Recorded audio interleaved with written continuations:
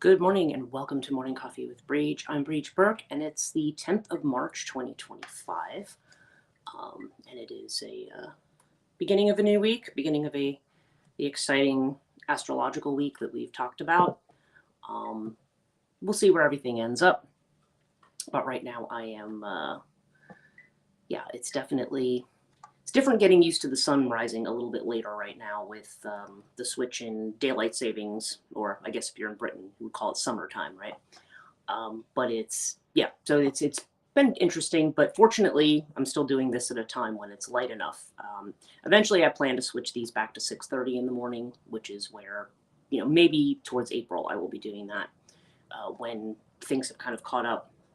Because the main reason that I do it later is because I don't like to have light on in the morning, and I don't want to be doing it in the dark with this. So why is it? Good morning, Alex. Good morning, Alex, and good morning, Kathleen. Why is it so dark? Oh, you mean here? Or you just feeling like just kind of saying that in general? Yeah, it's dark. Well, obviously, yeah, we've just had the time shift, and so my whole thing is I used to do these at 6:30 in the morning. So now, and I shifted for winter time to 7:30. So, and Suda's on. Good morning. Good to see you. And good morning to all of you who are here. I'm very excited to see that you guys are on a Monday morning. I have a busy day ahead trying to catch up with course stuff and creating a new website today. So for Catonia, so that I can sort all that out by the end of the week. Before Mercury goes retrograde, actually, now that I think about it, that wasn't my motivation for getting it done this week, but I'm like, I really need to get it done this week. So, but I have been very tired, as I imagine a lot of people here have been as well. It's just kind of like,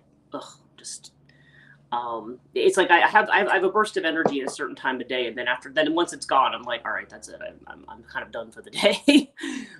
So it's been a little bit slow going, but probably just as well under the circumstances.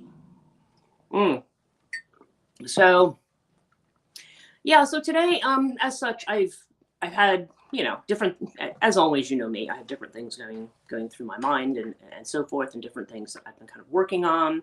Still more dream stuff and things like that. I am planning on holding an Astrology 101 coming up this Saturday on the 15th, if that interests anybody. And I think the weekend after that is when I'm going to do the tarot workshop. I have to look at my schedule. I'm going to post some of that this week.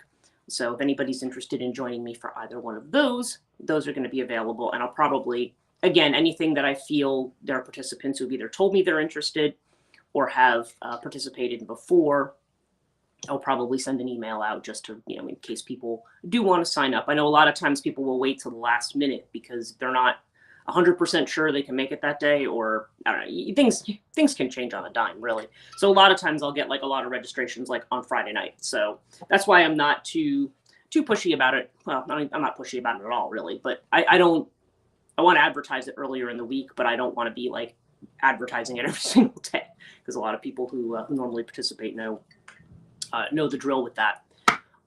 So what do we got today? What I'm going to do today is actually, I felt like I wanted to just pull one card from each set, and I've also got the Norse runes today.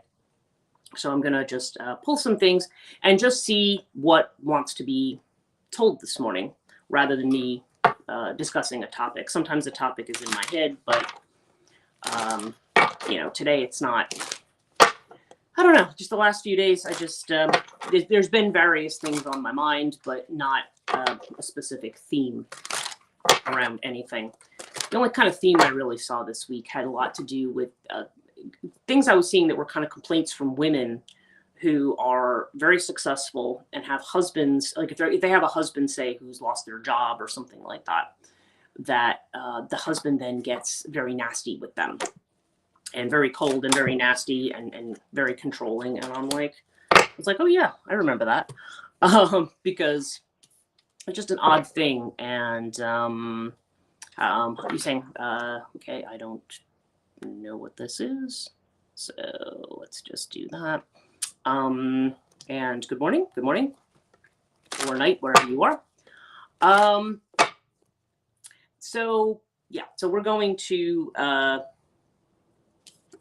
look at this, look at the cards for today, and see what's, what comes up. I'm just kind of picking things at random. Right. I think what I was talking about was the way in which, for some reason, like, I think it was somebody I was reading about they were like a nurse or they were a doctor. They were doing their internship, and their partner with whom they were having a child had lost their job.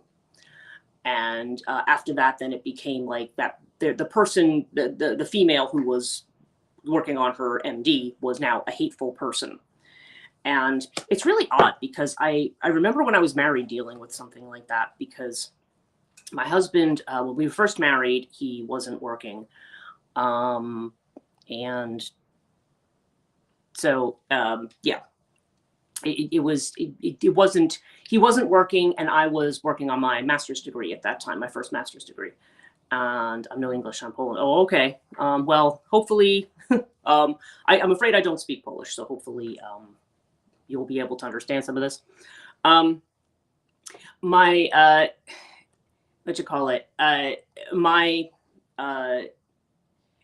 I remember my husband because I was working 3 jobs when we were first married, and I was in graduate school full time as well. And he was not working, and he just told me it was hateful to him because it made him look bad. And I'm like, well, then get a job. Like, like, what? Well, this is not, this is your problem. This is your ego problem. It's weird, but I guess it kind of comes back to the whole archetype of the breadwinner. You know what I mean? Like the idea that the man is somehow supposed to be the breadwinner and supposed to have the main kind of thing.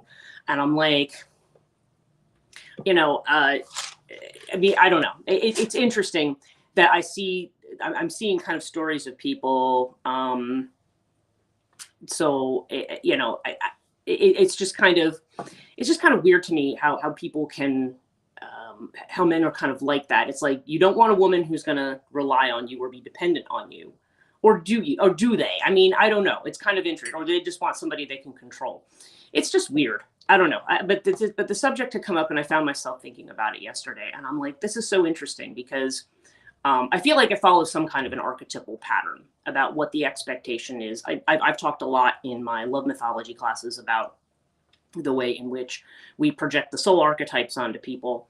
And then when we're married, we tend to project the parental archetypes onto people. So it tends to be, so you're the anima or the animus, which has usually got this kind of sexiness to it, I guess, or at least desirability. There's something to it that draws you in.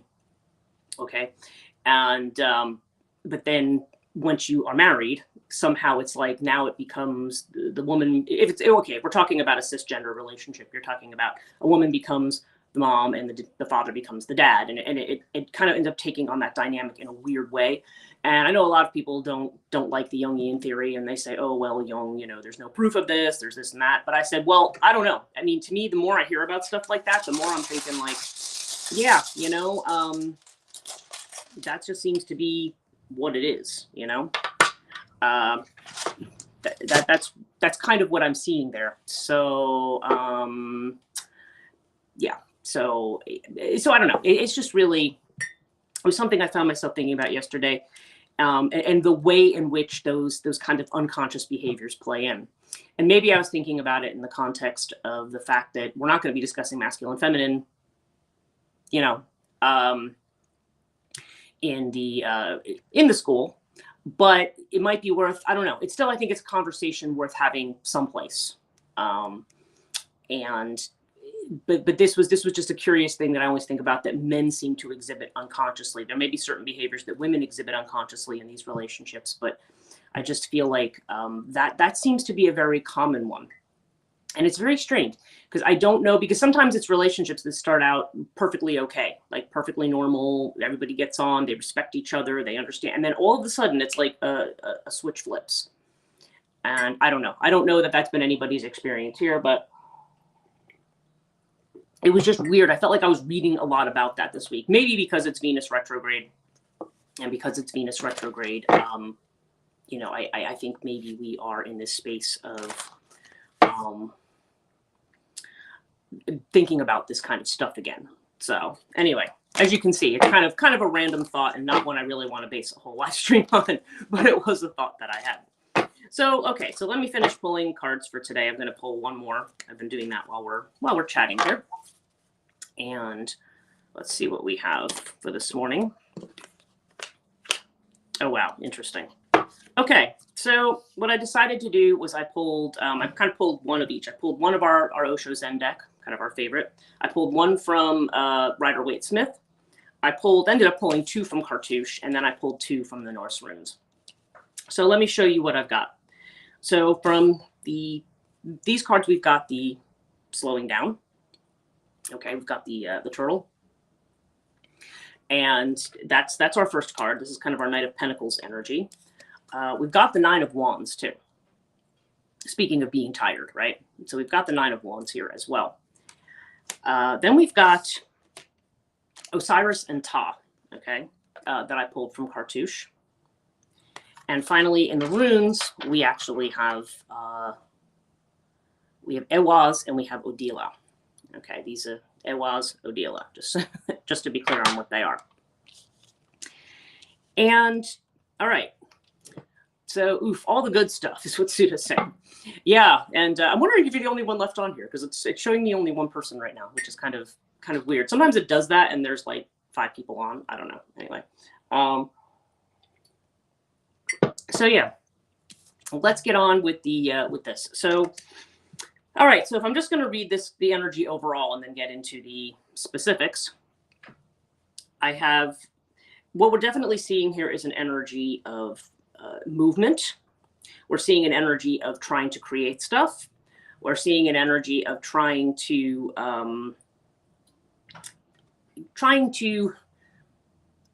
structure something, trying to build something, and trying to take control. Like there's a strong masculine element, especially with these two. This is a strongly masculine. Alex is still here. Good. Okay. I was like, it's just weird the way the numbering shows up on. I use Restream for this, and the way the numbers show up sometimes, they'll jump from like 50 down to like 1 down to, anyway, it's kind of weird. But yeah, so we have this. So we have this kind of energy here, this very masculine energy. And then with the runes, we have, okay, it's Ewaz and Odila. So that is like movement and progress after a separation. Okay, after a loss, after a separation. Like something that has to be cut off in order to kind of move ahead. And with the 9 of Wands here, we have, this is this energy of pushing through to the finish line. Right? There's almost we're almost at the end of something. We're almost at the end of some kind of a cycle. But at the same time, it's interesting that we have all these cards of kind of standing still, slowing down. We've got the turtle, everybody's favorite turtle. Joanne's not on today, but that would be her her little turtle medicine there. But it's like this idea of that we are, in a way, we feel like we're slowing down. We're kind of doing things. I feel like it's kind of like one step at a time, one day at a time. And with these 2 cards, now Ta is Capricorn energy, and Kathleen's here. Okay, good. I'm glad you're here. Yeah, sometimes I need to just not look at that. It's really, because it's hard when you're on here and you're just seeing things and they keep just kind of distracting you, because you notice I can get very distracted. So yeah, so we have Ta. Now that's Capricorn energy, and Capricorn energy is like I said, it's Saturn. It has to do with the 10th house largely, but it's the energy of building something. It's kind of, this is the energy of the way it's described in the Cartouche book is that this is the thank you, Suda, that this is the masculine, that this is the but it's not the toxic masculine. It is the good aspects of the masculine. Okay, this is the positive masculine, I guess you could say, is what Ta tends to represent. And it represents this idea of structure and building. And it's funny that I kind of started talking about this kind of breadwinner syndrome, and the idea that the man somehow unconsciously feels that has to be them, even if they don't actually want to do the work. I don't know. It's interesting. But then we also have Osiris, which is this father energy. So we have this father energy here, and this is actually usually considered to be Sagittarius in this deck, although I tend to think of this as being more like the Emperor, and therefore a little bit more like Aries. But this is what we've got. So these are both very, very strongly masculine cards to me. And then we've got it next to this idea of earth energy, of slowing down, of taking our time, of not not moving ahead very, very quickly. Now, one thing I can say about both Osiris and Ta is that they have to do with building something slowly. So if you're building, well, Ta has the masonry symbols on him, right? So if you are stone cutting and you are building something out of stone, then there's this, you know, when you're building something from stone, there's this sense of, you know, you have to cut it brick by brick, and then you have to lay it down brick by brick. Okay, so there's definitely a connected energy there, in the sense that we feel like we're kind of doing things a little bit at a time. And with Osiris, this is represented by this stylized tree. But Osiris he's sort of a pharaoh god king, but he's also the king of the underworld. Okay, so it's interesting, even though it's associated with fire, we do have this Saturnian energy, this kind of Capricorn energy that tends to have an earth association, elementally anyway. And we've got earth here, but we've also got fire over here. So it's almost like it's like we're trying to work our way through things. We're trying to build whatever it is we're building right now. Now, it's interesting. I think I said earlier, I talked about the fact that a lot of the astrologers were saying, and like I said, I think I mentioned Steve Judd in particular, but a lot of astrologers were saying that even though the planetary aspects this year are chaotic, that people's individual charts look amazing. And it's interesting how many people I'm seeing now who are making moves, who are finalizing projects, who are maybe moving house, who are starting new ventures, or making some kind of a new start, or closing out some kind of a chapter. And I'm seeing this, we've talked about it, but I'm actually seeing a lot of people doing this now. Whether I'm on social media or other places, people just saying, oh yeah, I'm finally selling the house. Oh, the co-op I belong to, Cosmos Co-op, which was metapsychosis. They finally, it's taken them years, but they finally have a membership agreement and a share purchasing kind of a thing, which I know they were trying to get to forever, but it just never seemed like, I don't know if there were just not enough people or whatever. But now it's like I finally got an email about that. Like, yeah, now we finally have kind of a creator share thing officially that's been documented. So they're kind of moving ahead finally with some stuff. And there's just so many things going on, where there are endings and beginnings. And obviously those of you who know me know I have some of my own that are going on, but it's weird because we have this energy of building. We have this very, very practical energy of building, of having this solid foundation. Suda says this Venus retrograde isn't playing around. Talked to some people and understood that. Yeah, well, that is true. Yeah, and Venus retrograde between relationships and and values, money, luxuries, there's definitely a big reevaluation going on right now. And that probably, to that point, is probably why we're also seeing this idea of slowing down. It's like we are laying the foundations for what's new, but we don't want to rush to the ending now because again, with the retrogrades, we're reconsidering, we're looking back, people are returning, or maybe situations that have been circular come back around again in some way. And then we're like, okay, if this is something that keeps coming around, how am I going to deal with it? How are you going to, how are we going to make this happen? So there's definitely the idea. I think Saturnian energy here has a lot to do with the way that we want to do things the right way and not take any shortcuts. And good morning, Joanne. We were just talking about you because we have your favorite little turtle here today. So yeah, there's a, so it's kind of telling us to slow down. And I feel like a lot of us don't really almost don't have a choice of slowing down because energetically, almost everybody I talk to is just like, why am I so tired?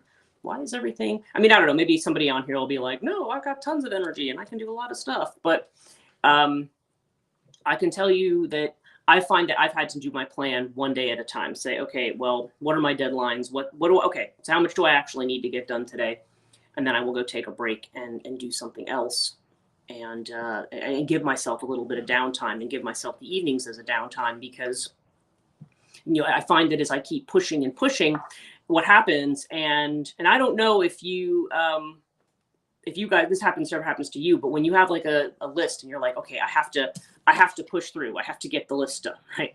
When you're pushing through, if you find that you run into some kind of obstacle or you get some kind of a distraction, you might just be like, where did this come from? Like you get really, you can find yourself getting very, very frustrated and impatient when those things come in. And it's generally because you're trying to do stuff and you're tired.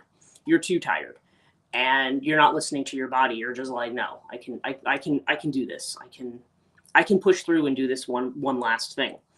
And again, I know sometimes we think like, okay, if I get it done today, then I don't have to worry about it tomorrow. But then tomorrow we always find other stuff to worry about too. I don't know. If we go along with human design principles, to go along with the energetic cycles of your body, I find that if I have a day where I am, pumped up and want to do a million things, then even if I only have like 3 things on my list, I might do the next several days worth of stuff, because sometimes that leads to a crash out. Generators, especially, we'll run into this. You'll have a crash out, and then you just need this. You need this space to just chill, because you're just kind of like, yeah, I'm pretty useless. So, so we could be dealing with some stuff like that. But yeah, the fact that we have the 9 of Wands, there's this energy of pushing through. But I think also, if we consider the fact, okay, well, I'll slow down a minute here. We have the wounded warrior here. Okay, we have this guy. And Alex says, totally relate to that. My work days have been going through the mud lately. I'm exhausted and my brain is mush. Yeah, well, exactly. I think a lot of us are feeling that way. And we're just kind of pushing through. And you see this guy has he has like a bandage on his head. And his look in his eyes is very intense. And what else does he have? I feel like there's something, maybe it is just the bandage on the head, but there's this sense of being the wounded warrior. Okay, sometimes that's what this card is called, the wounded warrior card. And so, yeah, and even though it's like, so, and he's kind of looking over his shoulder.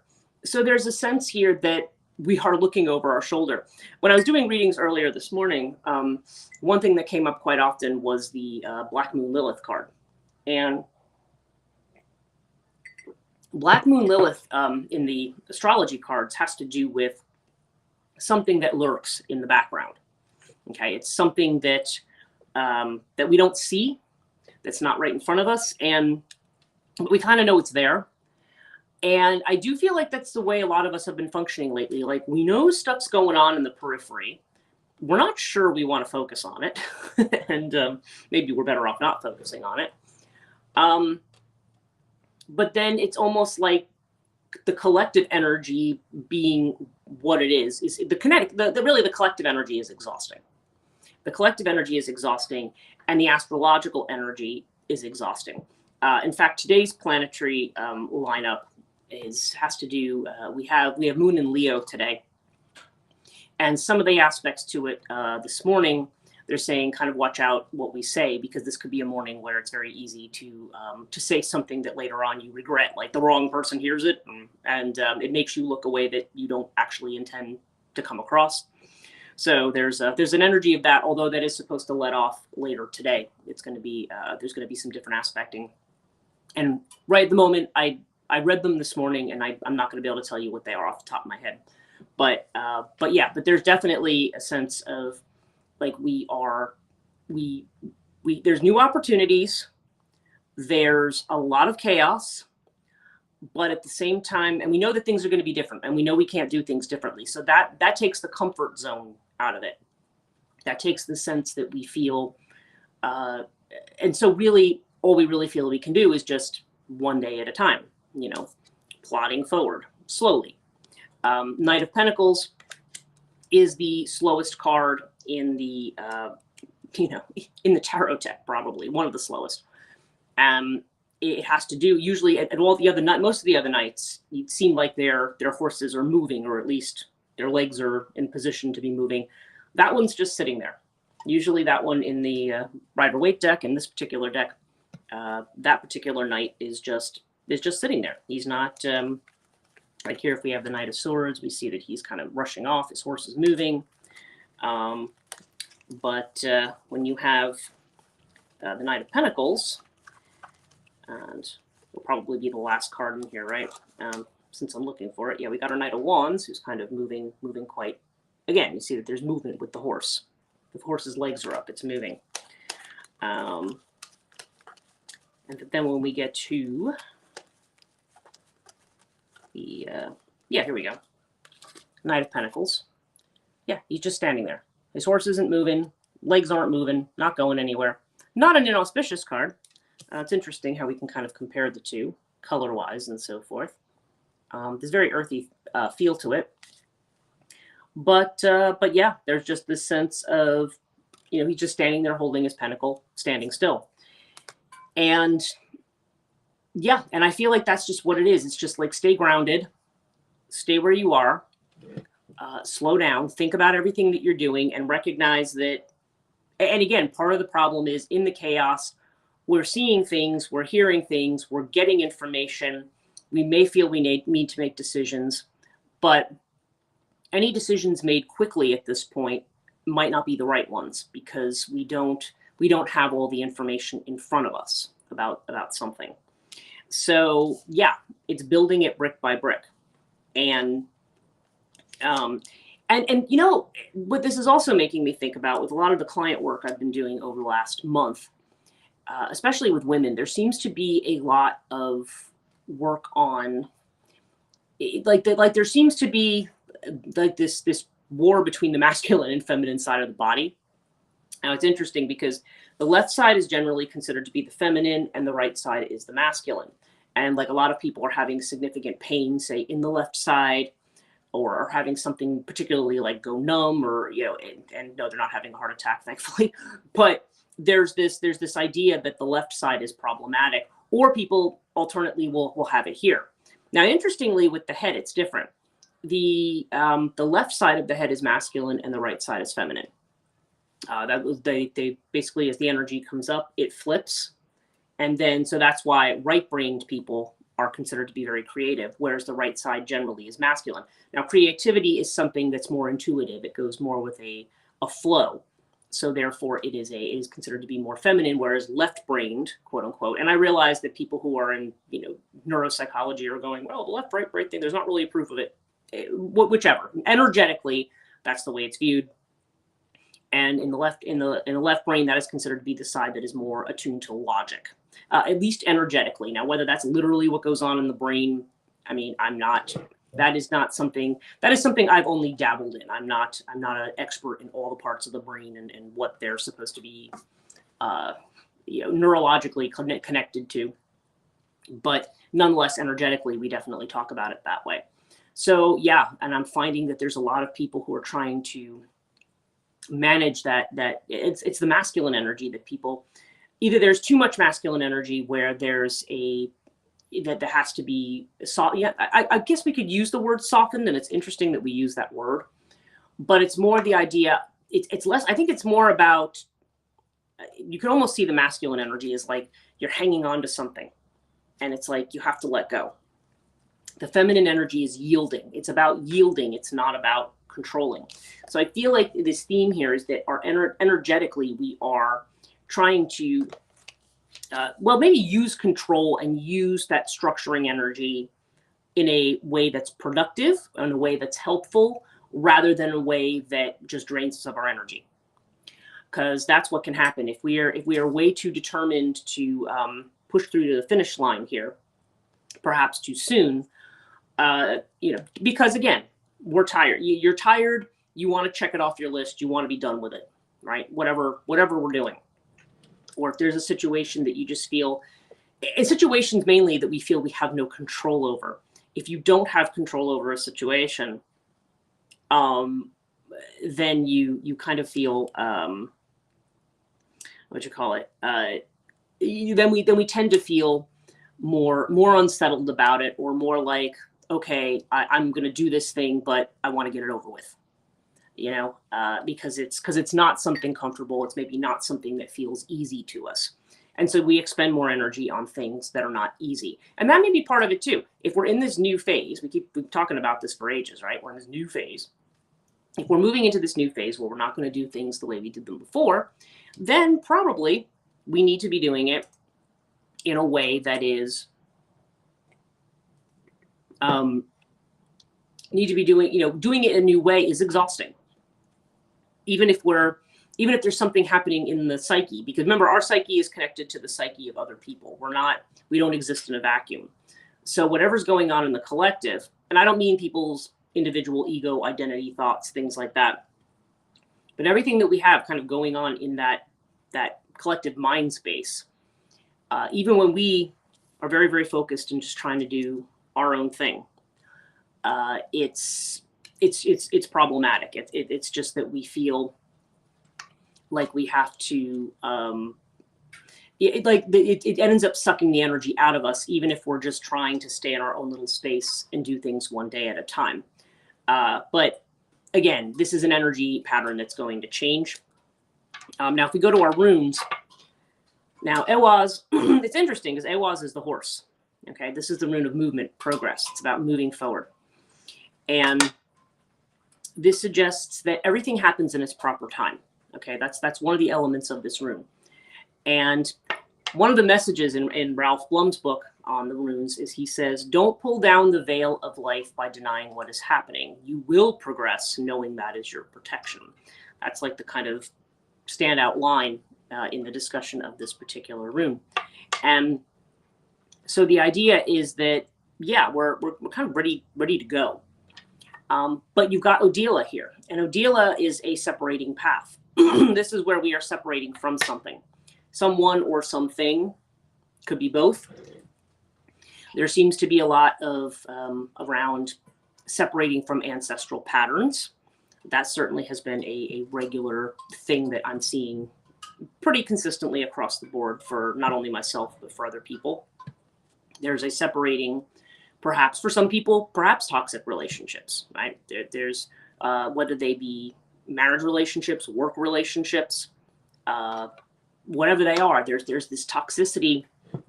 And oftentimes you will find that your relationships with the people in your life are going to ultimately be tied into those ancestral relationships in some way, depending on what was there or what was lacking or what was, what has been felt.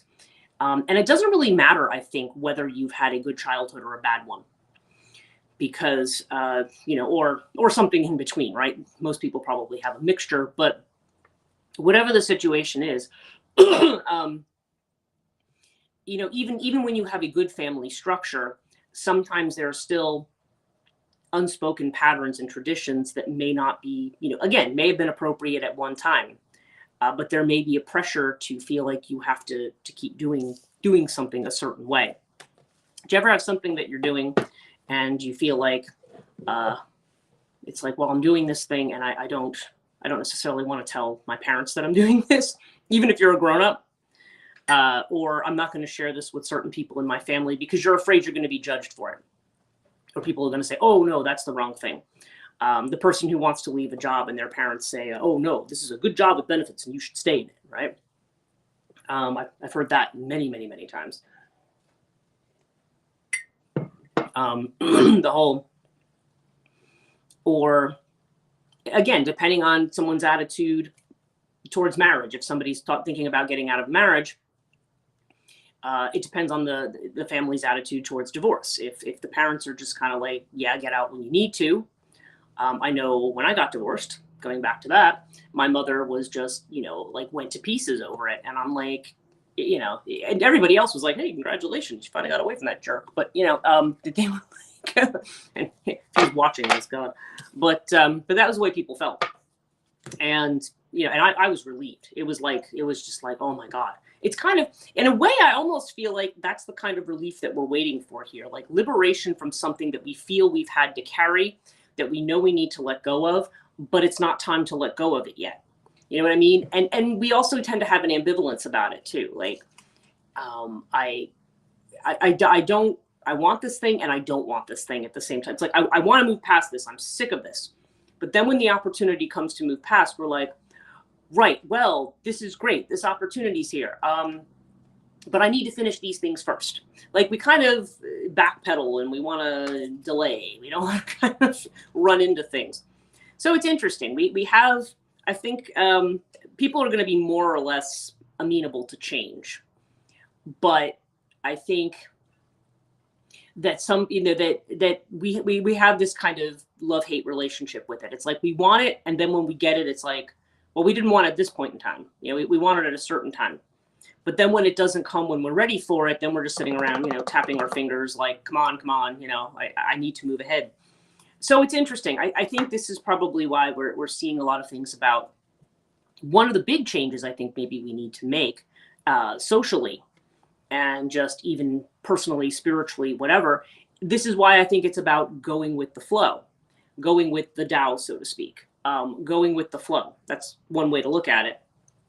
But when you're in the flow, when you're worried about when changes are going to happen, or get impatient for change, or balk when change actually comes that you've been waiting for, or different things like that happen, then a lot of times it's back to your mind trying to control what's going on. Oh, but these things are going on, and if you don't take care of this first, then this will happen. And Leela, good morning. Wow. Driving. So can't really comment, but wow, this message hit home. Oh, wow. Oh, yeah, and you're driving. Oh, yes. So, well, I'm glad you could join us this morning, Leela. Definitely drive safe. Hopefully, that's right, because you're kind of in that conundrum where if anybody who's in New Jersey, Route 80 has those sinkholes now. So a lot of people who drive that, various sections of that part of 80, like you can't. So, but yeah, but I don't know that actually applies to you this morning. But yeah, this is kind of what's just randomly coming up. I didn't have this as a planned topic, but yeah, it's really so yeah, we have this thing towards change, and the idea is getting into the flow of the change that's going on. Let's see if I can be metaphorical about this, and I have a feeling this metaphor is going to fall flat, but it's almost like if you, I don't know, you're tubing down the river or something, and you want to, you try to steer yourself to a certain degree, but the way in which you're going to steer yourself with the least amount of effort is to go with the current and see where it's going to take you, and bouncing over the rough patches rather than trying to put the brakes on and stop and grab onto a rock. You just kind of have to go with whatever's happening. And sometimes which is why I think there's this also, we've seen a lot of cards about living day to day, right? Like the moment to moment card that we keep getting, moment to moment, because you could have a plan. It's good to have a plan, and obviously, yeah, like if you're going to a job, if you may have certain obligations with family, friends, whatever. I mean, we all have certain obligations, right? It's understood that you can't just say, oh, today I don't feel like meeting my obligations. Like if I had clients today, I couldn't just be like, oh, well, I'm not seeing any of my clients today because I just don't feel like it. I mean, it's not, I mean, I could, but then I wouldn't have my work, right? So we have these things that come upon us spontaneously sometimes. And a lot of times we say, oh, well, I can't respond to that because I have to do this thing. Or, the loose ends, that's kind of the Virgo energy, right? The loose ends have to be tied up. Everything, all the corners have to be neat and tucked, and everything has to be the I's dotted, the T's crossed. All that has to be done, because if we don't do that, then we are, if we don't do that kind of a thing, then it's kind of like, oh, well, then we can't really move forward because, we've kind of left all this behind. But sometimes you just need to leave, or yeah, that's actually not even really a case of leaving things behind. I think things find a way to sort themselves out. I think sometimes it's a case of, if you're just headed in the right direction and doing the right thing, you will find that all the other pieces around you will fall into place. And that's where I think you want to play the game rather than playing it straight up. Here's the list. Here's me banging out the list and wearing myself out. And then at the end of the day, where are we going to end up with that, right? We might just end up, it's kind of like literally like we're just making it to the end of every day. So I don't know. And that's kind of a hard thing to talk about, because how that works, it's not something where you can give somebody a 3-step process for doing that, right? But I do feel like there's a little bit more here of needing to be flexible, needing to hang loose, needing to let go. And we're not entirely willing to do that. We're not, it's back to trusting ourselves, right? It's back to that whole idea of trust. Do we trust where we're going? Do we trust that the universe is going to take us there? If you're a believer in God, do you trust God is going to take you there? I mean, whatever structure, whatever you feel your guiding sign or light or whatever is through life, is it saying, are you the person in the back seat going, are we there yet? Like, you know, are we, you know what I mean? Is it, to what degree do we trust in what's going on? So I feel like I want to draw a few more runes. So I'm going to put those back and just draw 4 here today.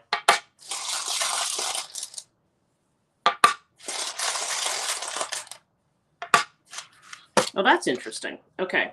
So our runes, our final runes that we have here are, we have Soelu. Okay. Then we have Gibo. We have Laguz.